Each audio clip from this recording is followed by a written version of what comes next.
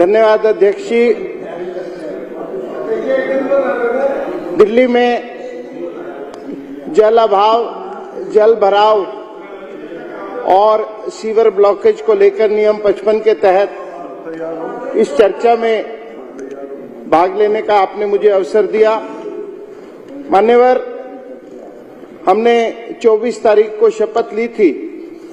28 तारीख को सदन में इस नियम के तहत हमने चर्चा के लिए शॉर्ट नोटिस समय मांगा था और आज 2 तारीख है। तिथि बदल गई है लेकिन साथ में स्थिति भी बदली है। 1 महीने के अंदर अंदर हमारे माननीय मुख्यमंत्री जी के निर्देश में हमारे साथी मंत्री श्री प्रवेश साहिब सिंह वर्मा जी ने जो एक्शन प्लान बनाया है उससे तिथि बदलने के साथ साथ स्थिति भी बदली है। मैं इनको बधाई देता हूं। उस समय इस समस्या के प्रति मेरी जो दृष्टि थी और आज के दृष्टिकोण में काफी फर्क आया है। माननीय मंत्री महोदय जी की कार्य योजना से दिल्ली के लोगों में आस और विश्वास जागी है कि इस बार दिल्ली प्यासी नहीं रहेगी और दिल्ली में जल भराव भी नहीं होगा। मैं इनको बधाई देता हूं। मान्यवर, अभी भी ड्रिंकिंग वाटर लाइंस में कई जगह खासकर छोटी लाइनों में जंग लगा हुआ है जिसके कारण गंदे पानी की सप्लाई हो रही है। पिछली सरकार कहा करती थी कि हम बिजली पानी फ्री में देंगे, कुछ भी फ्री में नहीं था। फ्री के नाम पर एक धोखा था और उस धोखे को जनता ने पहचाना है। मान्यवर, मैं सदन को बताना चाहूंगा कि जिस घर में 200-400-500 रुपए का बिल जाया करता था और उसका बिल फ्री कर दिया गया, उस घर में 2 बोतल पानी रोज खरीद कर पीना पड़ता है।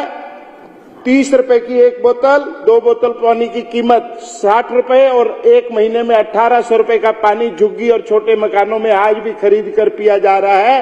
क्योंकि नल से जल ये सरकार जो पिछली गई है वो पीकर इसको खत्म करके गई है। आज कहीं भी ऐसी स्थिति नहीं है कि नल में जल आ रहा हो, और अगर कहीं नल में जल आ रहा है तो जितने फ्लोर बन गए हैं, जितने छोटे मकानों के ऊपर मंजिलें बन गई हैं, वहां बिना मोटर के पानी नहीं जाता और बिना जब मोटर चलती है तो 200 यूनिट फ्री बिजली का धोखा भी एकदम साथ के साथ खत्म हो जाता है। उन्होंने कुछ फ्री में नहीं दिया। दिया तो केवल रोग दिया तो केवल वायु प्रदूषण दिया।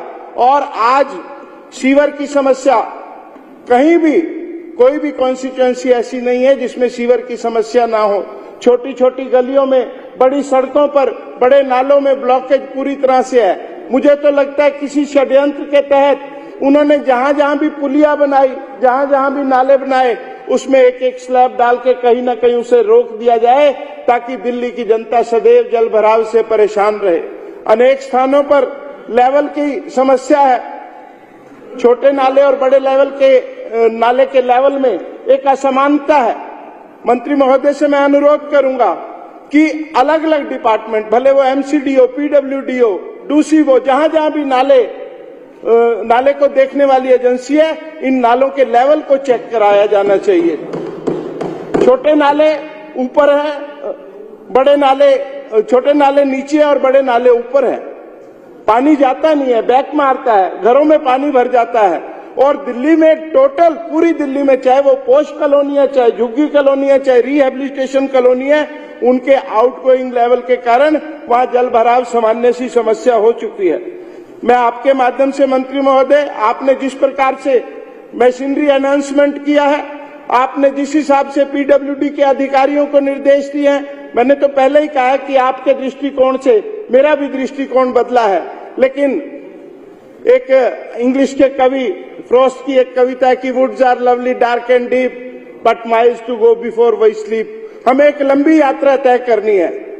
जब आपका और मुख्यमंत्री जी का दौरा मेरी विधानसभा में था, माननीय अध्यक्ष जी, मैं बताना चाहूंगा कि एक पिट बना हुआ था पीडब्ल्यूडी का, जिसमें पानी गुजरता था, कूड़ा जमा हुआ था। तो मैंने एक बच्चे को कहा कि इसमें बांस मारकर देखिए कितना गहरा है। वो बांस डालते डालते बच्चा उसमें गिर गया। मुझे लगता था कि वो डूब जाएगा, लेकिन वो डूबा नहीं, उसी की तह पर रह गया। वो उसका जो सिल्ट था इतना जमा हुआ था, पिछले 10 सालों में कभी वो सिल्ट साफ नहीं हुआ था और वो बच्चा सुरक्षित उस पर, जैसे कृष्ण कन्हैया यमुना में घूम रहे थे वैसे घूमता हुआ नजर आया। ये पिछली सरकार की नाकामी है। उसके बाद माननीय मंत्री महोदय जी के निर्देश पे जब पीडब्ल्यूडी के अधिकारियों ने नालों की सफाई करनी शुरू करी तो 18-18 फुट गाद एक एक नाले से गुजरी। और जब मैंने अफसरान से पूछा कि पिछली बारी इसकी सफाई कब हुई थी, तो उन्होंने दबी जबान में बताया कि पिछले 10 सालों में मुझे विधायक ने एक बारी भी नहीं कहा कि इस नाले की आप सफाई कर दीजिए। कितना बड़ा भ्रष्टाचार हुआ होगा, कितनी बड़ी फाइनेंशियल एनोमलीज हुई होंगी, कैसे कैसे दिल्ली को ठगा गया होगा। और ये एक नाले की नहीं, अनेक नालों की समस्या है।